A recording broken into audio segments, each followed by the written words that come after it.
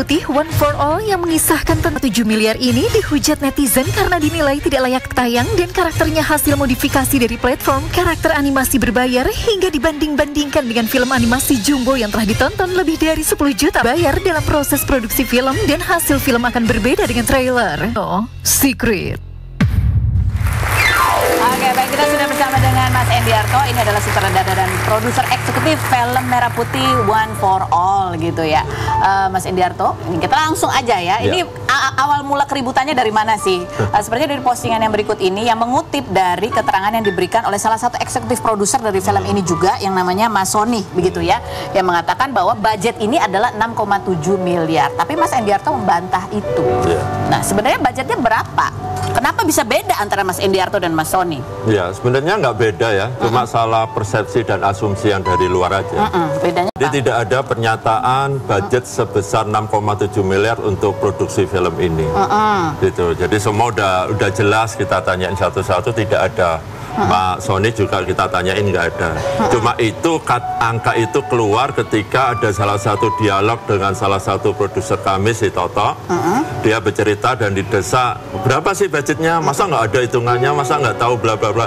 Dia bercerita, kalau itu effort masing-masing kru, talent dan semuanya di-value-kan, itu nilainya bisa segitu. Tetapi kalau bener-bener detail itu bisa lebih dari itu juga. Nah, jadi bisa segitu. Iya, karena kita itu berangkat dari gotong royong, bukan gotong royong uang, tapi gotong royong effort. Jadi nggak ada yang dibayar? Nggak ada yang dibayar. Tapi ada yang keluar duit? Ya, keluar duit buat beli mineral, nasi goreng gitu. Atau ada dana dari pemerintah? Kami berharap ada. Berharap ada. Berharap, tapi sampai hari ini kan cuma apresiasi aja. Atau ada donatur? Kami berharap mungkin dari Rumpik bisa kasih donatur, oke deh gitu. Memeriahkan juga. Iya. Nggak, tapi ini orang juga bertanya-tanya, ini kan dalam waktu singkat, katanya dalam waktu sebulan aja nih produksinya. Ya, itu kan asumsi lagi. Yang benar berapa lama? Kita mulai ini berdasarkan 17 Agustus kemarin, tahun kemarin. Kita menunggu kok nggak ada kemeriahan proklamasi dalam bentuk film, karena kita kan bagian dari pekerja kreatif film. Lalu kita muncul ide, dan sejak Agustus itu saya menggadang-gadang apa ya, kita buat film animasi. Bisa tayang di bioskop ya, dan ini besok udah pasti tayang ya. Kok bisa sih ada orang dalam? Maksudnya karena ada beberapa orang yang bilang berarti makhluk astral dong. Nggak, banyak orang yang bilang ini masuk sampai ditayangkan di bioskop aja itu screening dari bioskop sendiri itu kan nggak mudah ya. Kalau nggak ada jaminan ini bakal laku dan lain sebagainya, itu katanya ya nggak bisa masuk. Ini kok bisa? Kami mengikuti prosedur yang diterapkan oleh pihak bioskop, khususnya yang paling ketat itu kan X1. Kita memberikan surat permohonan tanggal tayang, ini nggak direspon, kita tanya, akhirnya kita diundang audiensi. Kita jelaskan visi misi kami begini ini. Mereka udah lihat trailernya? Ya, trailer kan udah pasti jadi karena udah STNS ya. Dan mereka udah lihat, mereka minta tolong mana filmnya, kita kasih. Lalu ada revisi, ini tolong ya direvisi bisa nggak? Kalau ada waktu kami revisi. Direvisi lagi gitu. Sampai akhirnya finally kita tanya gimana? Apakah bisa? Nah, akhirnya kita diberi kesempatan. Akhirnya bisa. Benar nggak sih bahwa ada tawaran kalau yang mau nonton dibayar 15.000? Nah, itu saya nggak tahu malah.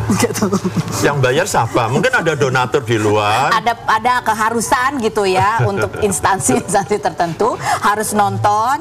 Kalau nonton nanti suruh foto sebagai laporan nih udah nonton film ini. Kemungkinan itu di luar ada yang beraktivitas gitu ya.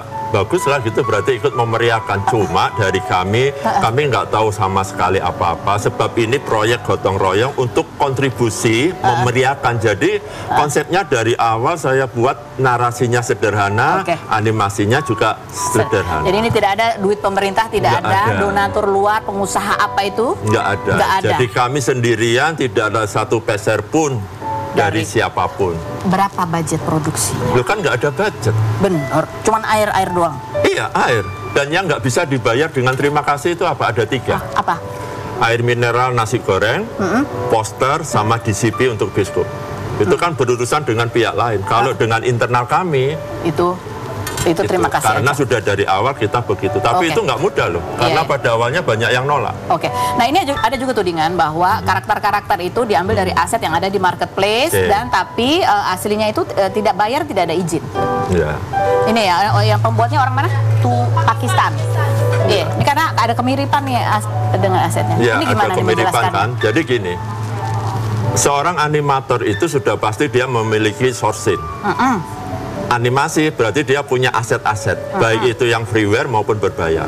Seorang animator pasti sudah punya aset dan itu ada tersedia bebas di marketplace. Nah, kemiripan ini seperti yang ini, animator pasti sudah punya lama. Dan kemiripannya kan tidak letterlet persis. Kita akan modifikasi. Dengan kata lain, iya kita menggunakan sebagian aset-aset itu. Tetapi aset-aset itu adalah hal yang biasa di dalam produk animasi. Sekelas film yang di Hollywood, yang biayanya sampai T, itu juga masih menggunakan aset-aset digital. Oke, tapi kan ini dia berbayar dia. Loh, iya, semua berbayar. Ngambil dari situ, bayar nggak? Ya berbayar, kalau enggak kan nggak bisa. Nggak, maksudnya bayar nggak dari pihak produksi, bayar nggak? Karena bukan dari produksi, itu kan bagian kontribusi dari animator kita. Dia sudah punya source kan. Oh, tapi animatornya nggak ngambil dari sini? Ngambil dari sini nggak dia? Dia ngambil template-nya aja. Jadi template itu kita modifikasi, oh rambutnya begini, oh warnanya gini, ininya begini. Itu sesuai toko yang sudah kita tentukan di awal. Oh, oke. Jadi dia memang ngambil template dari sini. Template-nya beberapa itu. Karena film animasi digital itu kan semua pakai platform digital. Pertanyaan selanjutnya ya, kenapa di dalam film anak-anak itu, nih yang tanya dia, kenapa tiba-tiba ada muncul senjata AK? Setelah berikut ini kita bahas, jangan kemana-mana, tetap di Rumpi Indo Secret.